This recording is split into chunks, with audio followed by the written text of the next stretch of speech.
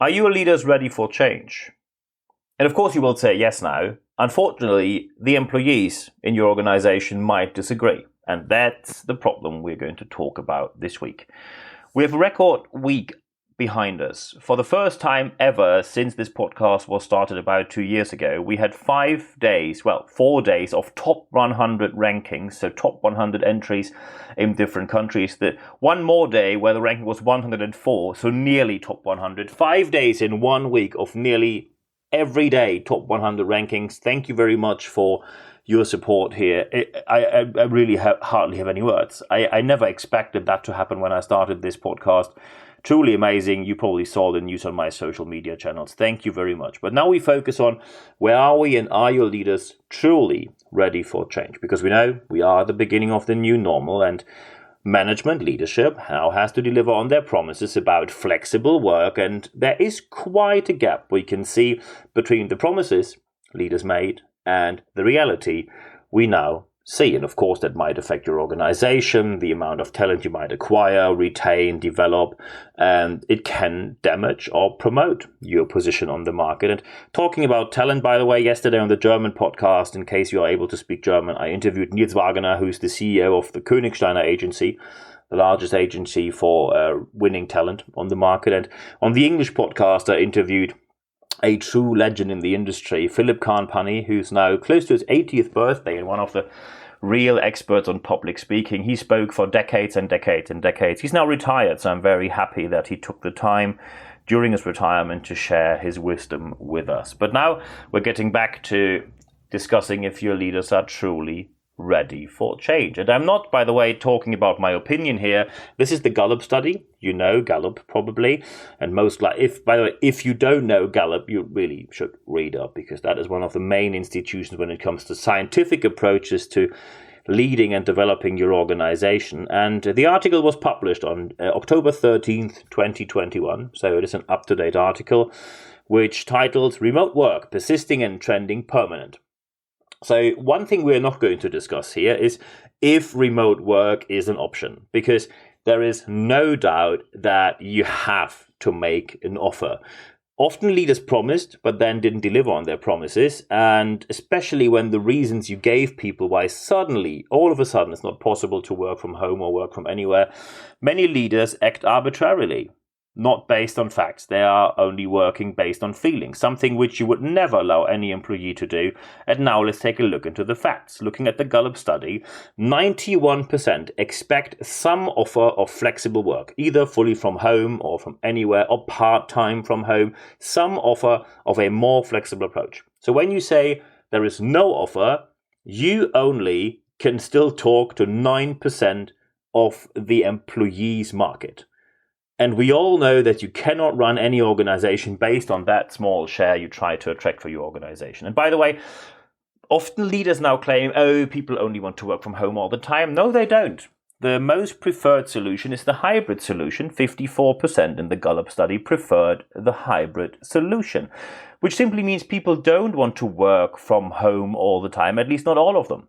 The most preferred solution is the hybrid solution. One of the reasons people want to work from home partially is that they save time. And if you don't make any offer, please expect that you lose talent. And I'm going to present the number to you in a bit. What is the percentage of people who reconsider their position when there will be no offer? Often leaders now claim there's a damage to the organization and a damage to productivity if we have any flexible approach to work. So Gallup took a look into that, and here's the result. No evidence for that. There is no proof, no evidence that there is any damage to an organization when you make an approach or an offer to a more flexible solution on how people work for your organization. So let's face it, according to Gallup and according to science, proof and evidence, hybrid is the new future of work. If you like it or not, that is the fact. Because overall well-being, and that's what most employees reported, overall well-being went up significantly since they worked from home.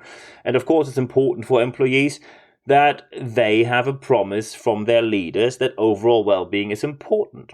And by the way, many organizations say that physical and mental well-being for your employees is important. However, if you just offer the $40 or £40, €40 free mental health webinar, which has to be done in their lunch break, that doesn't help anyone. Because people see when you don't really invest in them. They see when you deliver these pseudo interventions, these pseudo offers on the cheapest approach possible. And of course, now the question is how to do better. Of course, there are different approaches. You can do either training, coaching, consulting. There are mentoring options. You can, during your events, and I had that quite a lot in the past, you have experts speaking during your events to give an impulse, an idea of what you should do. And of course, with project and interim management, people can even help you to implement everything you need in your organization. And feel free to drop me an email, nb@nb-networks.com. nb@nb-networks.com, so we can start the discussion there if you'd like to talk about it. And by the way, if you want more, and some people saw that the publication in the Frankfurter Allgemeine Zeitung, of course, was a big thing. I announced that some big things will happen. That was part one. We will offer a lot more. However, I frequently receive emails from people who say, could you just inform me about, look, there's one source where everything will be announced. Go to expert.nb-networks.com. expert.nb-networks.com. There you put in your email address, and every Wednesday morning you get an email. It's 100% content, ad-free guarantee. There's no advertising in it, where everything which will be offered is announced every Wednesday. That's the place if you want to stay informed. So now talking about how to do it better.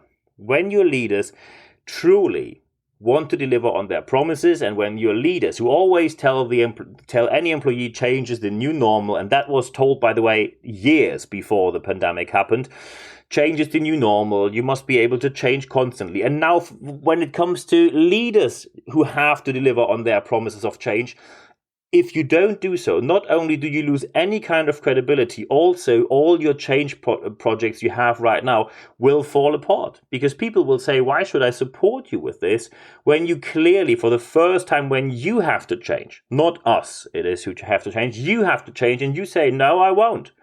Then people know that everything you did with change was just plain lies. So you have to immediately check how to integrate a remote work approach in your workforce. The question is not if, the question is only how. Aspect number 2 is you openly have to communicate the reasons for your decisions. And these reasons must be fact-based, not personal preferences. No one is interested in that. When you say something like, oh, it's a bit lonely in the office, so I like to have people around me, people are not there to entertain you. When you don't have any friends, you should probably reconsider quite a number of aspects in your life.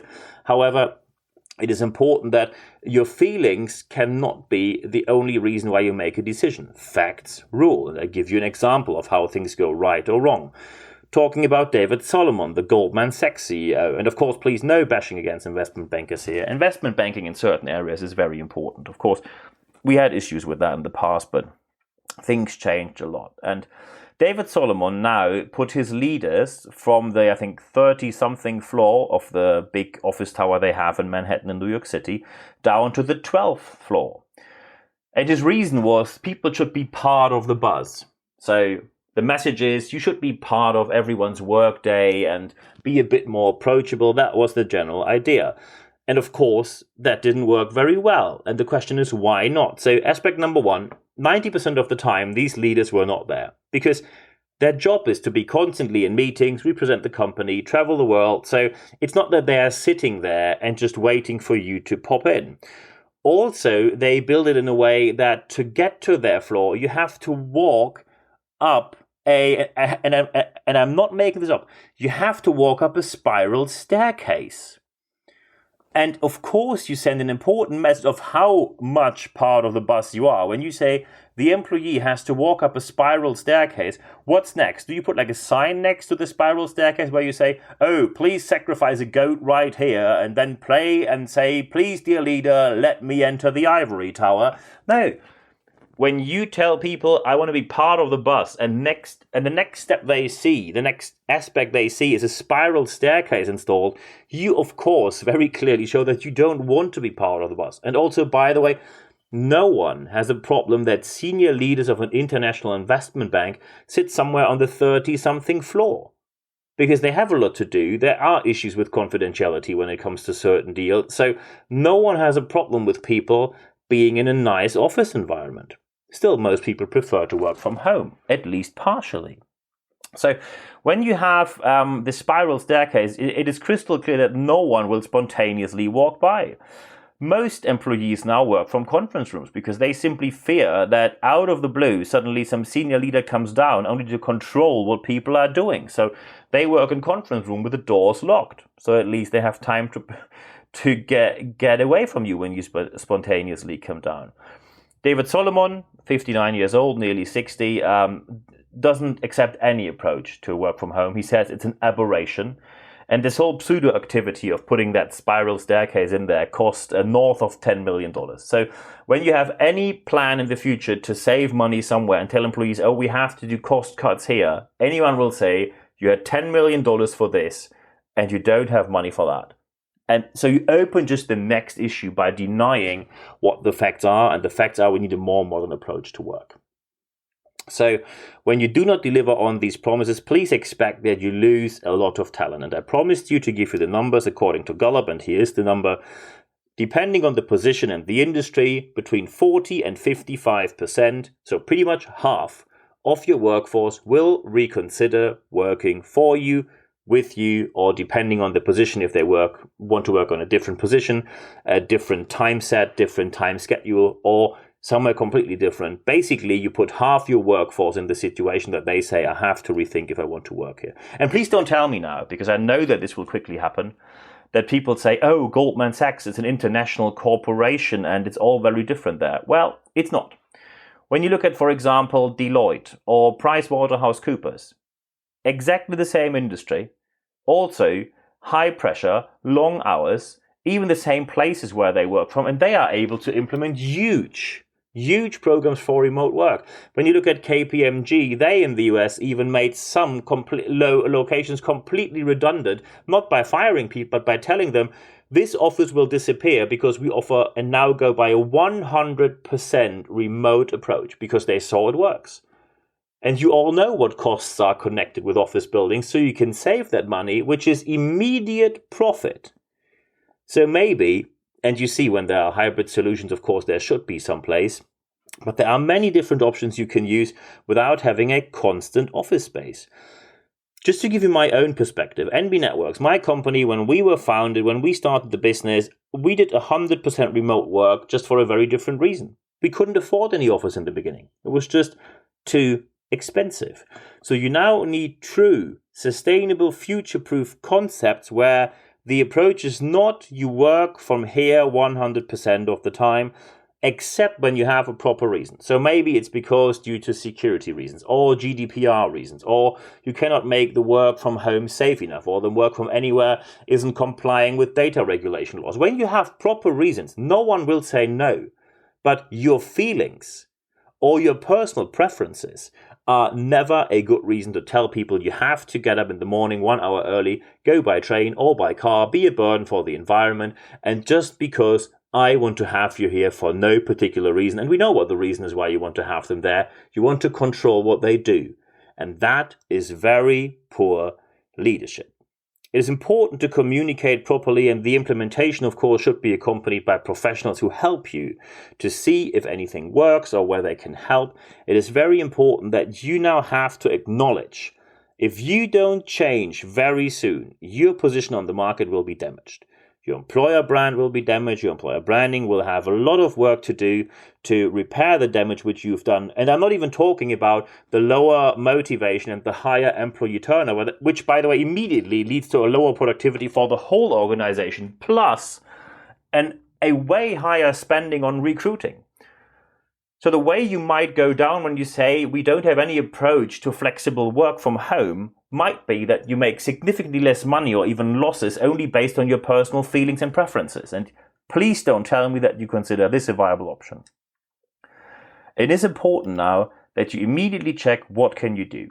The time to start this project is today. And by the way, you're already very late on the market because many people have it implemented already. And let's face it, the pandemic is not there since yesterday. You had enough time. You simply did not take action. Although you would expect any employee to take action, you simply didn't deliver. It's never too late. It's never too late to be at a party as long as you arrive at it. So once more, I can only highly recommend, because some of you might think, there might be a moment where I have to give a speech to my team. Maybe I didn't do too well. Or maybe you say I did very well and I want to give a speech anyway. English podcast yesterday with Philip Kahn-Panny about public speaking. And if you're able to speak German, Niels Wagner, CEO from the Königsteiner Agency, largest agency for talent acquisition in the on the German podcast, giving you tips on that. I know that this topic is controversial, not because it's so difficult to understand. It is quite complex when you put these into practice. But many people have their beliefs, and it is way more difficult to change beliefs rather than just sticking to facts. And of course, I'm happy to discuss that with you. Just drop me an email, nb@nb-networks.com, nb@nb-networks.com, and I'm happy to discuss that with you. It is now important that you apply what we talked about in this podcast this week. Because one thing is very obvious. When you are not able to make a more modern approach to work, when you are not able to make a better offer than you do right now, when you are unable or unwilling to change with your leaders, you simply say, we expect a readiness for change 24/7 from any employee, and then leaders fail to deliver on that promise. And the consequences of that will be a complete loss of credibility from all of your leaders, which will harm your organization significantly. So I wish you all the best implementing what we talked about in your organization. Happy to talk with you. Just drop me an email as mentioned before. And now I wish you all the best for this week. And at the end of this podcast, there's only one thing from me left to say. Thank you very much for your time.